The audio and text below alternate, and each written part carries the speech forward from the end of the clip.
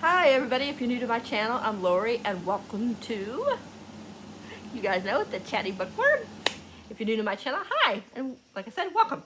I'm going to be, if I can talk, I'm going to be participating in, it's called 1,000 Doors ReadAthon. I'm looking down because I can't remember all the channels.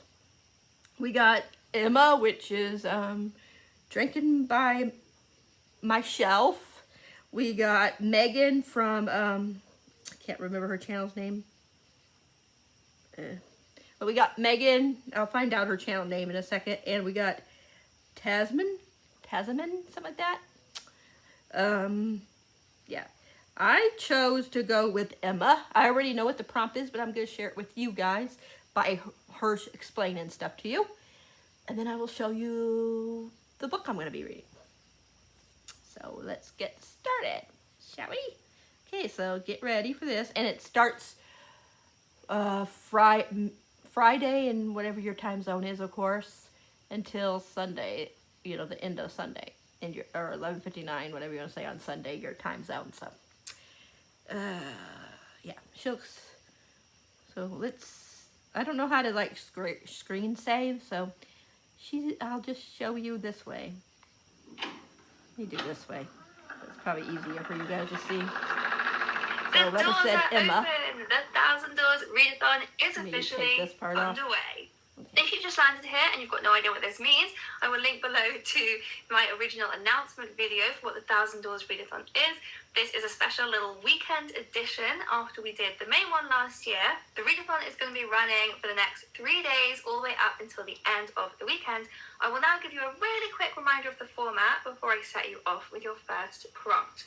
So there are 3 hosts for the 1,000 Doors ReadAthon: myself, Meg with Books, and T-Books and Tasman. All 3 of us now have a first prompt live on our channels. So you can watch this video, go over and watch their videos. I will link both of those below, and you can choose which of the first 3 options for prompts you would like to get started with. Once you've picked, you are set off on your path. So at the end of every video, we will ask you a question. So don't forget to bookmark the videos, go away and read your book that matches the prompt, and then come back to the video and answer the question. It'll be some question about your reading experience, and depending on how you answer the question, that will affect the next prompt you are given. Every single person's journey through this path will be completely unique. There are so many different pathways. We have made it even more complicated for ourselves. I'm going to put it down for a second because this gets tiring on your arms. Completely unique paths for every single option. On your readathon journey this weekend, you will have to go through 3 doors. So you'll be given 3 prompts. That's 3 books you need to read to get to the end of the readathon. We're going to be running it this weekend, but of course, if you want to take it a little bit slower, you can absolutely do it at your own pace. Also, something about this readathon is that you are definitely allowed to DNF, and that will always be given as an option for you at every stage of the journey. Okay, shall we get going with what the first prompt of the 1,000 Doors ReadAthon could be for you, should you choose to select it? Or I should say, each of the hosts have different themes for their prompts. My theme throughout this readathon is going to be games. So all of my prompts will be themed around games. As you know, I just love playing board games. So for this first prompt, we're going to play a little mini game of Articulate. We're not actually going to play, but we are going to roll the dice and move around the board and figure out what our first prompt is going to be that way.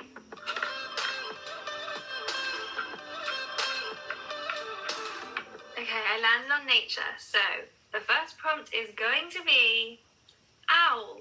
The word owl. All of our prompts are deliberately left super open for you to interpret them however you want. So you might want to read a book with the word owl in the title, with an owl on the cover. Maybe you want to read a book about wisdom. You can really decide however you want to use this. What am I going to read for this? So what are you waiting for? Go, go, go. Go and choose your owl book. Don't forget to bookmark this video, because once you've finished your book... All right. So, it is owl.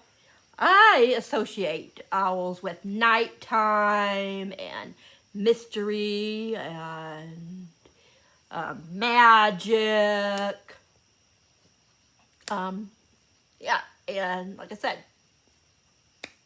so those things. So I decided, even though I started it, I'm not that far, and I put it down until until tomorrow because it's only Thursday here. So I decided on the Helm of Midnight. Like I said, nighttime, midnight. I think owls, you know, they come out at night, you know. So I picked it for that. And also, sorry, I'm losing my voice a little bit. And also,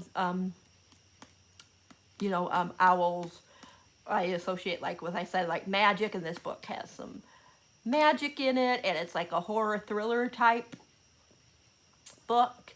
Because it's like this, it's about this, they have like these masks and like there's like certain people trapped in these masks, if I'm understanding it correctly. I could be a little off. And a couple of things get stolen, and one of them is a mask or something like that that has, what you call it, to a serial killer named Lewis, I think it's Lewis, yeah, Lewis Carborn. It says his spirit is in, let me see, I'll tell you what it says. It says, in a daring and deadly heist, thieves have made away with an artifact of terrible power, the death mask of Louis Charborn, whatever. Made by a master craftsman in an imbued, it is imbued, with the spirit of monsters from history, a serial murderer who terrorized the city. Now Charborn is loose once more, killing from beyond the grave. But these murders are different from before. Not simply random, but the work of a deliberate mind, probing for answers to a sinister question. Corinna? I don't know. Corinna? It ain't Corona. Corinna? It's K-R-O-N-O. No, K-R-O-N-A. I'm sorry. Corinna? I don't know. Harvest and her fellow regulators must enter the mind of madness to stop this insatiable killer while facing the terrible truths left in his wake. And also people are being murdered, and owls. Some people think that means death is coming, or, you know. So a lot of this reminds me of what an owl would do. So, yay! That's my first one, and I just started. I'm not that far, so I don't think it's cheating. I'm on page 37, and this book is over 400 pages, so. And way over 400, it's over 436 pages, so I still have like a little over 400 to go, so I think it counts. What do you guys think? Do you guys think that this is a good, that I did good for the prompt? Because you said you can interpret it any way you want. And that's what I interpreted it. Death, magic, because there's magic involved in this. And there's also, like I said, midnight in the title. So yeah. So that will be fulfill the owl prompt. And then once I finish this, I will look at the next video and then pick out the book and then show you guys the video. Because I'm going to do it that way. Because otherwise we'll be here all day. If I and I have to keep stopping 50 million times to find the next book. So, yeah. But, yeah, you guys, let me know what you guys thought about how I interpreted this down in the comments when you watch this video. But it's for Friday, Saturday, and Sunday, like I said. So, yay, I'm super excited. So, let's see what happens with this book. Okay, I'll talk to you guys tomorrow when I read some more to let you guys know what I think. Did you get ready in the dark or something? Because you look like a beautiful... Hi everybody, welcome back. Happy Friday. I wound up DNFing the Helm of Midnight. I'm not gonna DNF it forever, it's just right now. I try to read it and I'm just not in the headspace for something like this right now, where you have to really think and stuff, but it's really good. Don't get me wrong, it's very good.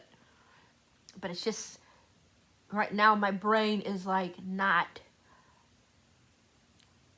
connecting to it. I'm not understanding what's really going on, but it's interesting what I am taking from it. But it's just one of those books that I feel like if I keep reading it, it's going to take me at least probably a week to finish. So, just because of how my brain would be right now trying to read it. So, I already looked at the prompt for if you DNF, but I figured I will show you what it says. So I DNF'd it. Hello everyone, welcome to your second Let me prompt. fix it here. I'm sorry that you ended up DNFing your first book. Please feel free to let us know down below why and which book it was and whether or not we should avoid it ourselves. Okay, my prompt for you is, as you came from Emma's video, Taylor Swift's album Evermore. Now, if you haven't heard the album, where have you been? Go listen to a couple of the songs, go watch the music video for Cardigan and Willow, get a general vibe, and then go and choose a book inspired by anything you like from that album. I personally find Evermore very calming and very serene, so I might choose a book that's set at a beach. Or if you strongly just... So that's basically it. And I thought a lot of her songs are very beautiful and so pretty, and romantic, and some of it's heartbreaking. It's a little bit of everything. And in that one, I was thinking like really beautiful. And so I figured a book that has a beautiful cover. So I picked Autobiographic by Christina Lauren. I read this, but it was a while ago, and I don't remember half of this stuff. I just remember, I think one of the guys are maybe Mormon, and I can't remember if the other one is any religion. Can't remember, but yeah. And I think one is like a teacher or a teacher's aide or something.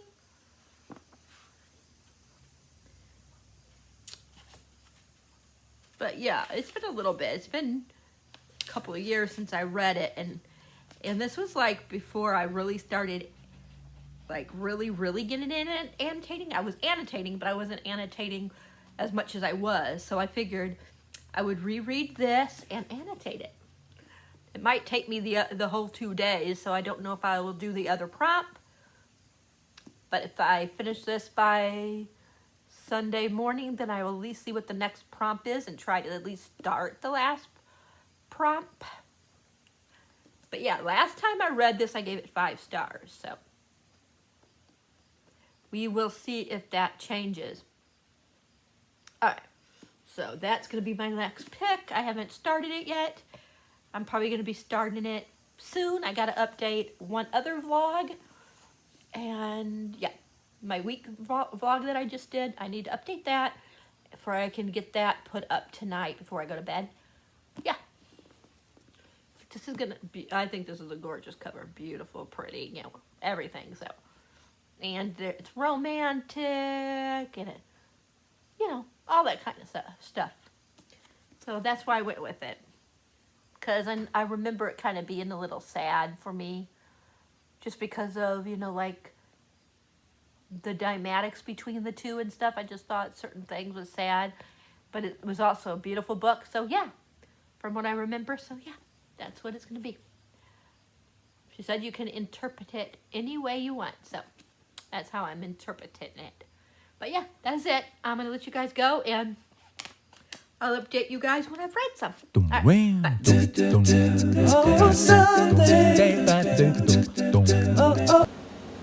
Hi, everybody. Happy Saturday. Of course it is. As you can see from my little slide, it's August 21st. Tomorrow's my birthday. Woohoo! Yeah. Anyways. Yeah, I know my hair is a mess. I don't know. These pieces right here are all shaggy. They never want to go up in the thing when I you know, when I try to put it up, so. Oh well, we'll deal.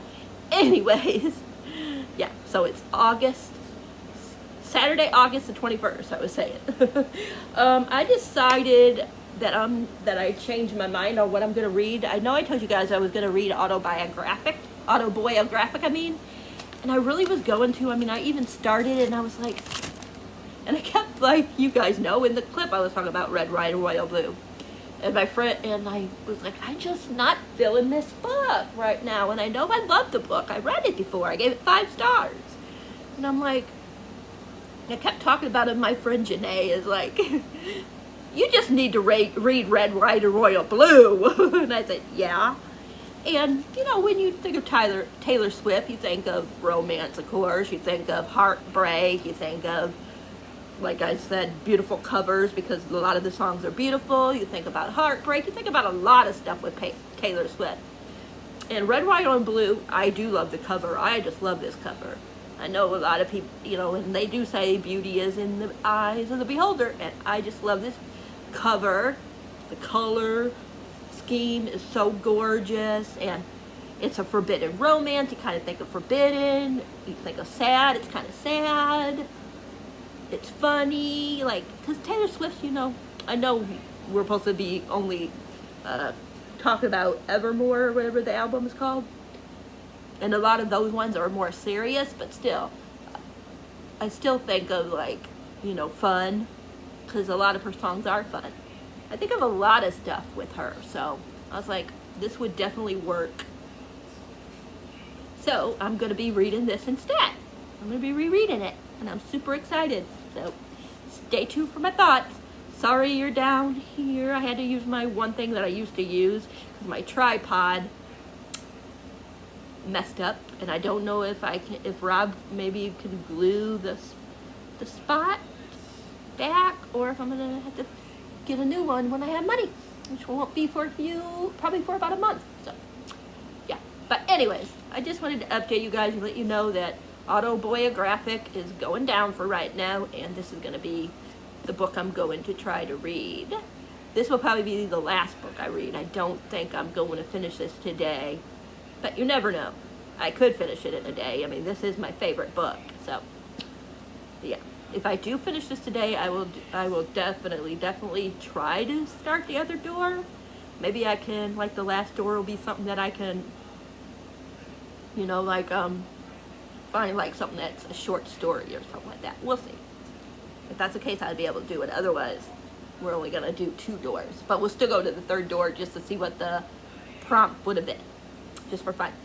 Funsies. Okay, I'm going to let you guys go. I'm going to drink my hot tea, watch a couple of videos, and then after my man calls, I'll start reading, and I'll talk to you guys later. And you guys know this is my favorite book, so when I do talk about it, there's going to be spoilers, because I'm going to have to, like, talk about my favorite quotes when I get to it. When I get to my favorite scenes, I'm going to talk about that. So be prepared that if you haven't read Red, White, and Royal Blue, that there's going to be spoilers in this reading vlog for this one. The other one I DNF, so of course there couldn't be any spoilers, really. You know, the first one I tried to read, the Helm of Midnight, so yeah. But this one, I know I will finish, so yay! But I will talk to you guys when I've read some. Okay, bye. Hi, everybody. Good evening. It's still Saturday. It's about 6:40. I read some more in Red, White, and Royal Blue. I'm on page 109. Remember, I said when I talk about this, there's going to be spoilers. So spoiler alert, spoiler alert, spoiler alert. But yeah, we just got to the part where Henry kisses Alex for the first time.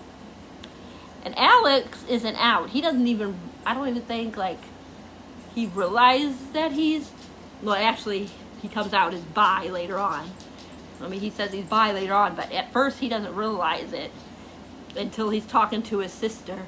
But you can tell, like, different things that before this incident that he really had like, he probably was, you know, bi all along and just didn't realize it. And that he had a thing for Henry all along, because, like, certain things that he says in the book, like what he was thinking and things like that. So I just don't think he, like, recognized it, or he just didn't think about it that way. But yeah, so there's this part, like, they're they're having a big, what's it called?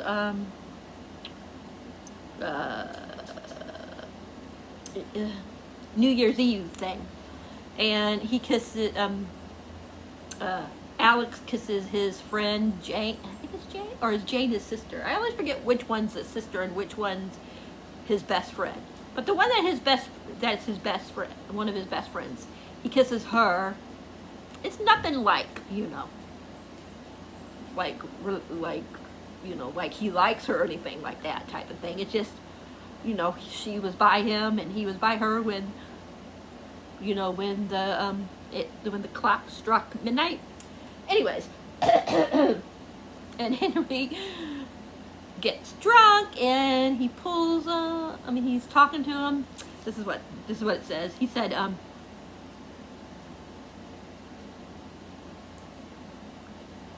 let's see. Let me find where I'm at, what they start with.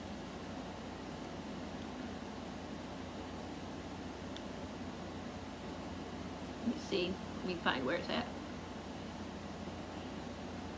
Henry said, oh, they're talking about what they would do if they were not, you know, who they were, in the position they were, and Henry says that he'll probably date more. And Alex starts laughing, and he says, right, because it's so hard to get a date when you're a prince. And then Henry looks down to Alex and says, you'll be surprised. And he goes, how? You're not exactly lacking for options. He goes, the options I'd like, he'd say, dragging the words out, they don't seem to be options at all. And Alex is like, what? He says, I'm saying that I have people who interest me, but I shouldn't pursue them, at least not in my position. It says, are they too drunk to communicate English? He wondered distantly if Henry knows any Spanish. He says, I don't know what the hell you're talking about, Alex says. You don't know. You really don't. I really don't. I really, really don't. It says, Henry's whole face grimaced in frustration, his eyes casting skyward like they're searching for help from an uncaring universe. Christ, you are as thick as it gets, he says, and he grabs Alex's face in both hands and kisses him. It says, Alex is frozen, registering the press of Henry's lips and the wool cuffs of his coat grazing his jaw. The world phases out in static, and his brain is swimming hard to keep up. Adding, sorry if it gets loud. That ain't what he says. You guys know what I mean. Vince just made that sound, so yeah. He says, up the equiliation of teenage grudges and wedding cakes and 2 a.m. texts, and not understand the variable that got him here, except it's, well, surprisingly, he really doesn't mind like at all. In his head, he tries to cobble? That's a weird word. But anyways, a list together in panic. Gets as far as 1, Henry's lips are soft and short circuits. He says, he tests leaning into the kiss and is rewarded by Henry's mouth sliding and open up against him. Henry's tongue brushing against his, which is wow. It's nothing like kissing Nora. Okay, her name's Nora. The other one is his sister. Okay. Earlier, nothing like kissing anyone he's ever kissed in his life. It feels as steady and huge as the ground under the feet, as in passing, or something like that, of every part of him as likely to knock the wind out of his lungs. One of Henry's hands pushed into his hair and grabs it at the roots of at the back of his head, and he hears himself making a sound that breaks the breathless silence, and then of course Henry gets what you call it and leaves.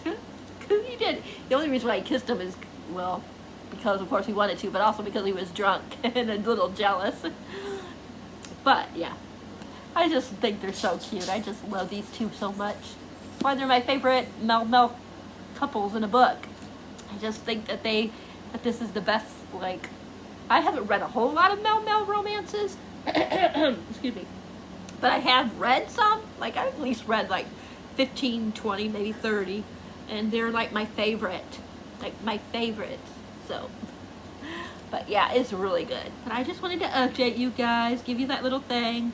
We had my favorite part with the turkey, and yeah, I'm not going to tell you all that in case you haven't read it yet. You guys got to experience the turkey by yourself. And if you guys read it, you guys know what I'm talking about. I love the turkey part. So, But yeah, I am on page 109.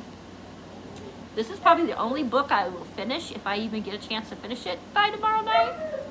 But yeah, I'm gonna let you guys go because it's getting loud, and I'll talk to you guys all later. Hi everybody, I wanted to update you. I'm on 250 in the book. So they found out about, not everybody yet, Henry's side of the family didn't find out yet, but Alex's side of the family found out that about the rest of them, found out. The mom and the campaign lady, or whatever she is to her, the mom, they found out, and he got taken off the political thing, just in case, you know, because of if there's a fallout and stuff, or I guess, I'm not really sure, but anyways, she took him off the team, but she told him that he needs to figure out, you know, if it's gonna be, like, if he actually wants this, you know, that it's not gonna be like a quickie and it'll be over with, you know what I mean? So she's not saying that he can't be with Henry. He's just saying, she's just saying that he needs to figure it out, you know. And if it's that she'll support him if you know, she'll support him, and she'll really support him if he wants to be with Henry, but he's got to decide and make sure that that's what he actually wants. But she told him that she was going to take him off the campaign thingy. And then Henry went home, of course, and they're talking and stuff, like, because they do a lot of cute little, like, texts and things, or notes, whatever you want to say. And yeah, and of course I cry. They have the one where it's history, where they talk about history, huh? If you guys ever heard about that, I have a shirt, a green shirt that says history, huh, on it, and that's where it comes from, is this book. So he's talking about, like, something that he found in Hamilton, a correspondence between Hamilton and Lawrence. I don't know who Lawrence is. I'm not sure. And he said he thinks that Hamilton, I think it was, could have been bi, because half of them are signed yours or affectionately URS, and the last one before Lauren dies is signed URS forever. But anyways, he said, and then he goes to Henry. Anyways, I found this part of a letter he wrote to Lawrence, and it made me think of you and me, I guess. The truth is, I am an unlucky, honest man that speaks my sentiments to all, and with emphasis, I say this to you, because you know it will not change. It will not change me with vanity. I hate Congress, I hate the army, I hate the world, I hate myself. The world is a mess of fools and knives, I forget how you say that word, K-N-A-V-E-S. I could all except you. Think about history makes me wonder how I'd fit into it one day, I guess. And you too. I kind of wish people still wrote like that. History, huh? Bet we can make some more. That's how that history hunt came to be. And then he's talking about how he wish, let's see.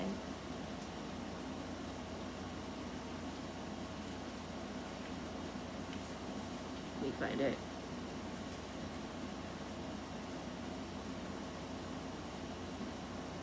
Let me find where I'm looking for.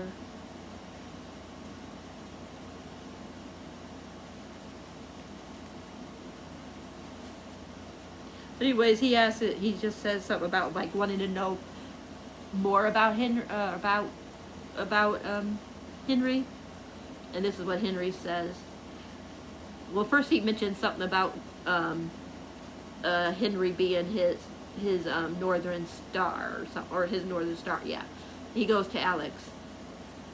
If I'm nothing, if I am North, I should rather think where in God's name we're going. I'm running on identity and your question about where a person like me comes from, and as best as I can explain it, here's a story. Once there was a young prince who was born in a castle. His mother was a princess scholar, and his father was the most handsome, fair knight in all the land. As a boy, people would bring him everything he could ever dream of wanting. The most beautiful silk clothes, ripe fruit from the orangery. At times he was so happy he felt he would never grow tired of being a prince. He came from a long line of prince, but never before had he been a prince never before has there been a prince quite like him, born with his heart on the outside of his body. When he was small, his family would smile and laugh and say he would grow out of it one day, but as he grew, it stayed where it was, red and visible and alive. He didn't mind it very much, but every day the family's fear grew that the people of the kingdom would soon notice and turn their back on the prince. His grandmother, the queen, lived in a high tower where she spoke only of the other prince, past and present, who were born whole. They talk about how, because he's gay, how he's treated different than other prince, and yeah, it's really sad. And then he says, like I said, his grandmother is really a bitch. I hate his grandmother. I'm sorry, but I do. But that's why he says about his mom his grandma living in a high tower and spoken only of, prince that aren't getting the prince past and present that won't be gay. So sad. It says, then the prince's father, the knight, was struck down in battle. The lance tore open his armor and his body and left him bleeding in the dust. And so when the queen sent new clothes, armor for the prince to something like that, his heart away safe, the prince's mother did not stop her, for she was afraid, now afraid of her son's heart torn open too. His dad passed away from, I think, cancer or something like that, and his mother shut the world away, and so that's why his grandma has such a thing over him, you know what I mean, such a what he can do and stuff like that, a hold on him, is because the mom is so much in grief and stuff that she can't think of anything else. She can't get her mind out of that grief.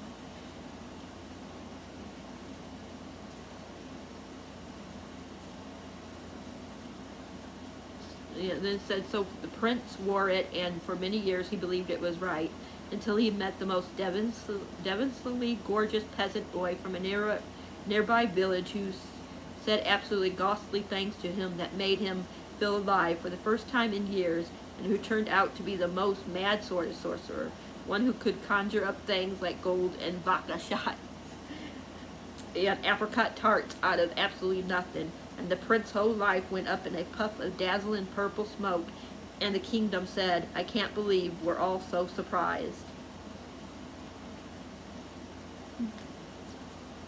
But yeah, this book has a lot. It's really good, but it's really sad too. I laugh, I cry, I have so many emotions going into it all the time. Each time I read it, I find more things that hit me a certain way.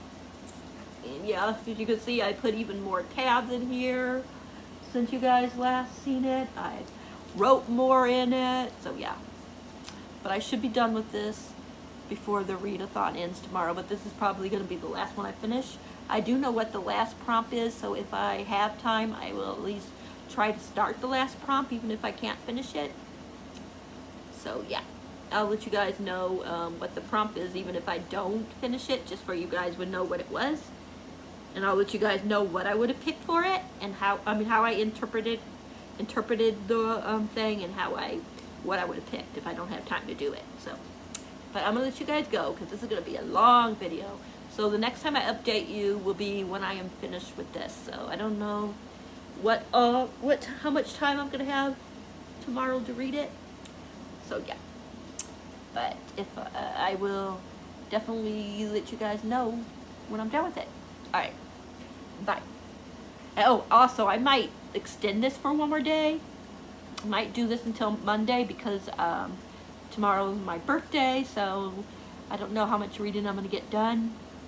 So yeah, but I will talk to you guys all tomorrow. No more hope is left in me. I can see. Hi everybody, I just finished Red, White, Royal Blue. Loved it just as much as the first couple times I read it. Look at, you can tell I added more tabs, can't you? Yeah. I must have added at least another like 30 to 40 tabs in here. I definitely need to get a new copy of this before I read it again, or I'm going to have to take some of these tabs out and reorganize them.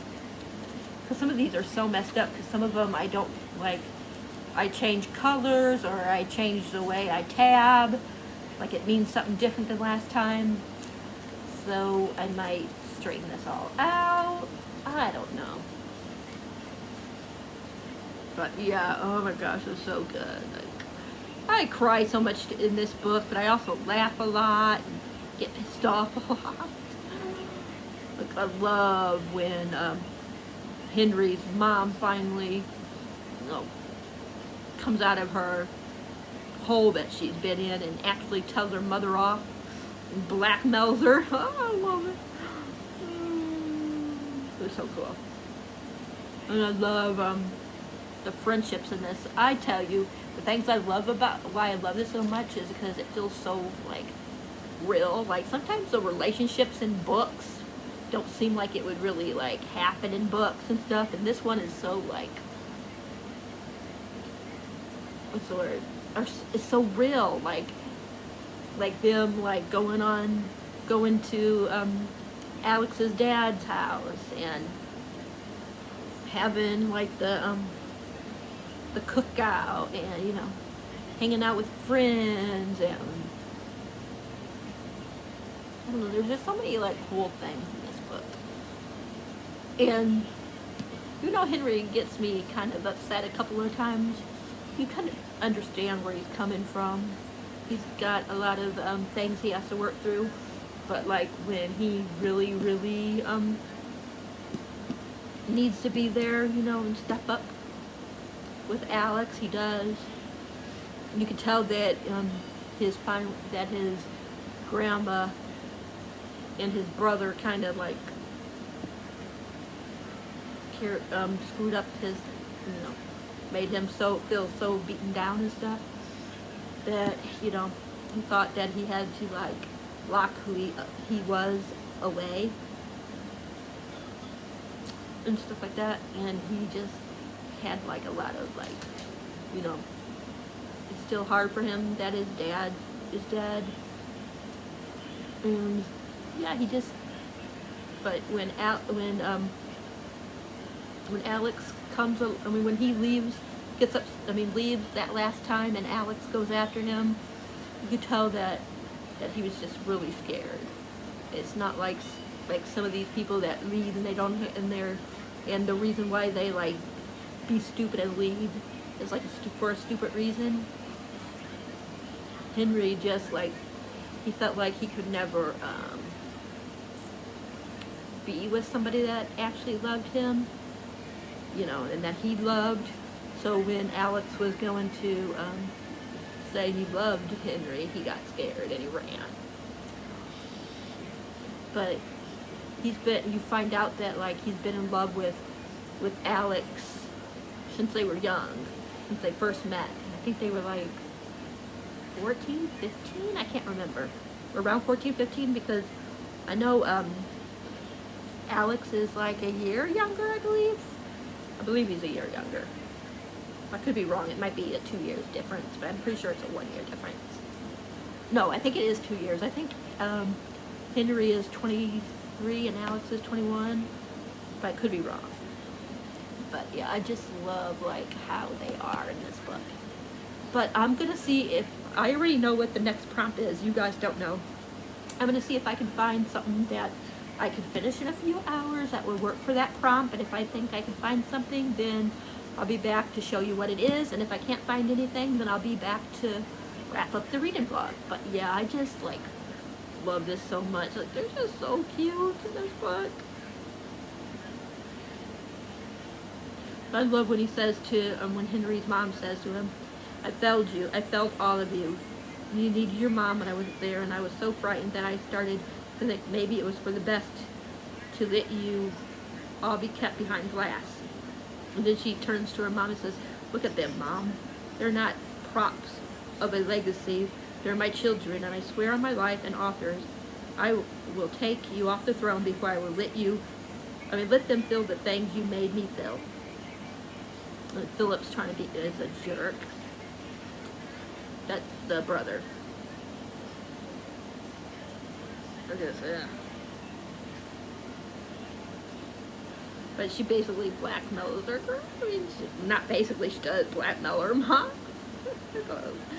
Mom's an ass. Oh, I don't like her mom.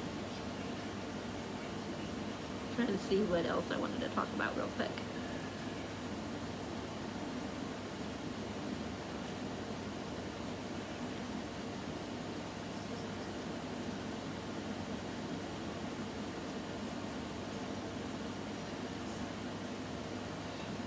I feel like Philip pisses me off though. He says, as I said, naive. This is the life we live, Henry. You always knew it. I've tried to tell you I wanted to be a good brother to you, but you don't bloody listen. It's time to remember your place in this family. Be a man.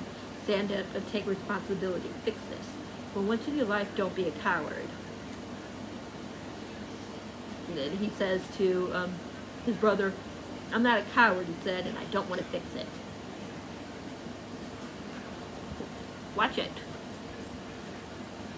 He was talking about how he would like, the throne, give up the throne to be with Alex. And then Philip says, you wouldn't dare, he said. Talks about how like some of his their family members were like back in the day were like Nazis and stuff like that, and they can like claim them. Some of them want to claim them, but they can't be themselves about being gay, you know what I mean. He says, we had a great uncle who left the throne because he was a effing Nazi, so it's hardly be the worst reason anyone done it, wouldn't it? He says to him, what are we defending here, Philip? What kind of legacy, what kind of family that says we'll take the murder, we'll take the rape and the pillaging and the colorizing, we'll scrub it up nice and neat in a museum, but oh no, you're bloody, oh my God. That's beyond our sense of decorum. I've bloody well had it. I sat about long enough letting you and Gran and the weight of the damn world keep me pinned, and I'm finished. I don't care. You could take your legacy and your decorum and you could shove it up your effing arse. Philip, I'm done. And then Alex says to Philip, for what it's worth, this is the bravest son of a bee I've ever met. And he leaves too. Yeah. Sorry, it's loud. The door is open.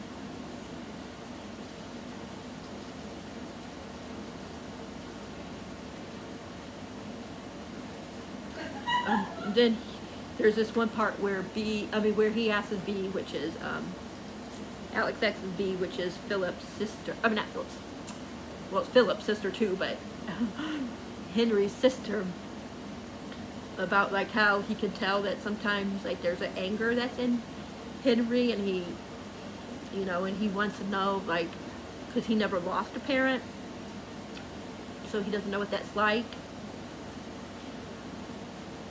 And then she explains it too. She gives him like a little understanding of what it's like. She says, because I'm not going to read this whole thing, but she said, let me find it.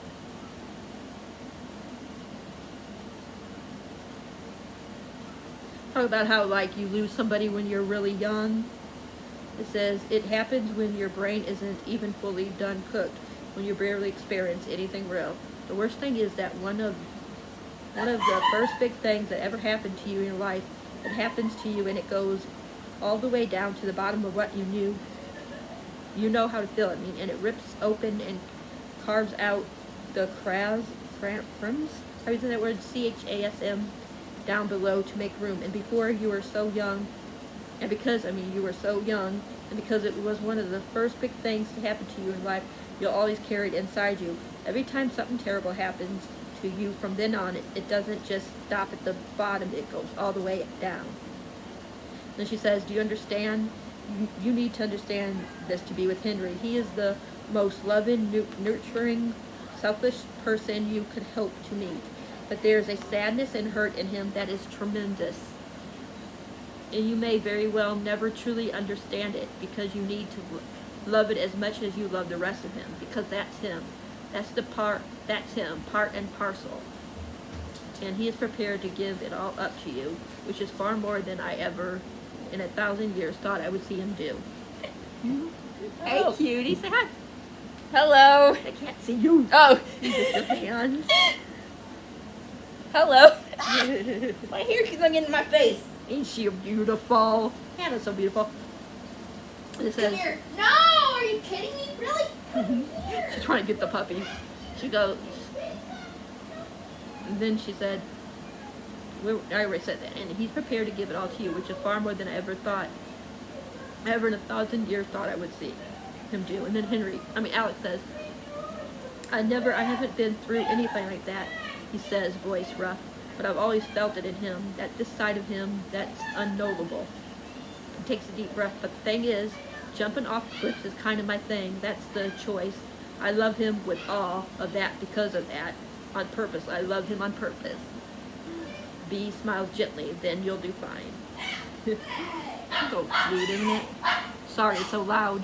Our AC isn't working. The furnace needs to be, or whatever it is, needs to be fixed tomorrow, or checked tomorrow, so I have to leave that open for it's not so cold hot in the house, so yeah. But I just love this book so much. But that's my baby book. Okay, now when you guys hear the prompt, you guys probably think I'm gonna be cheating, but this is the only thing I could find, so I'm going to go with it, because even though it's their reading challenges, it's my interpretation. It's it's my reading blog. If I wanted to cheat a little bit, then I'm going to cheat a little bit. So I'm going to stretch it in there. So first, I'll let you know what it says. So I got Emma. I think Emma is drinking by my shelf. But anyways, that's who I got. So far, Let's talk about I'm games. going to keep it really simple for this last one. We're just going to roll the dice. Whichever number this dice lands on is going to be your prompt. And there are so many ways that you could interpret numbers to pick your book. Your final prompt for the $1,000 Readathon is the number 2. So you might want to read book number 2 in a series. You might want to read a book that you've owned for 2 years. You might want to read a book with 2 authors. A book that you have had since you were 2. A book that you have already read 2 times. It is really up to you. I think there are so many ways you can interpret this. You could read a book that you predict you will give 2 stars to if you happen to have one of those lying around waiting to be read and not enjoyed. But I hope that you do enjoy the next book that you read. All you have to do now is remember to bookmark this video, because once you've finished your final book... Okay, now I'm going to cheat a little bit. Because like I said, I cannot find anything to really work. But I've had this about probably like 2 years. I might be stretching a little bit. And there's also a 2 in it, but it's 52. But there's still a number 2 somewhere on the cover. So I'm going to do the Harley Quinn Volume 1 Hot in the City comic. And it says the new 52. So I know it's 52 and not just 2 by itself, but there's a 2 somewhere in it, right? On the cover somewhere, there's a 2. So yeah. And she's got 2 skates on. She's got 2 knee pads on. Yeah. So I'm gonna go with it, even though it's stretching it a little bit. But like I said, I have to read the book I don't have much time. It's my birthday, so I'm giving myself a pass. And I'm just going to take it easy and read this. So I'm going to read it. And then I will let you know what I think about it. So I'll be back. Hi everybody, I'm going to try to make this really fast because this video is going to be like an hour long. But I finished Harley Quinn Volume 1, Hot in the City. I was actually, to be perfectly honest, pretty bored. I love the artwork, but I was bored with the story. I skimmed through most of it. Like, I read the first half and skimmed through the other half just to see how it ended, but I was bored. I definitely love the art, so I wound up giving it 2.5 stars. But 2 on Goodreads. I gave it 3. It'd be a 3-star for the artwork, but a 1-star for the story, to be perfectly honest. So that's how I came up with like a 2.5. Yeah, yeah. I think part of the problem is that I am not used to comic books, and like, yeah, I'm not used to like how it reads and stuff like that. I'd probably have to like read more and understand what's going on more, and maybe I'll like it more.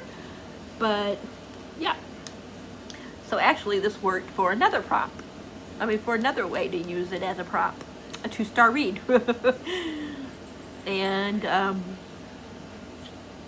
there's 2 authors, 2 people that wrote the book, so that would work for that.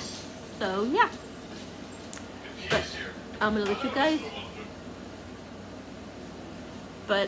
guys go, and I'll talk to you guys in the next video. I'm sorry it was so long, but you know me, once I get to talking about Red, White, and Royal Blue, I can't shut up, so. But I hope you guys enjoyed this. I know it wasn't the best reading vlog, like rating-wise. I mean, I DNF'd one, even though it was a soft DNF. I'll go back to it later. I reread a favorite, of course, and that one, of course, was a high rating. No, you know, no surprise there. And gave one a 2.5 star. But yeah, I hope you guys still enjoyed this. If you guys did, please give me a thumbs up. If you guys read any of these, let me know what you thought. And yeah, I hope you guys all had a great weekend. I don't know when this is going to go up. Maybe Tuesday? Probably Tuesday. Yeah. So yeah, I hope you guys will have a great week, and I will talk to you in the next video.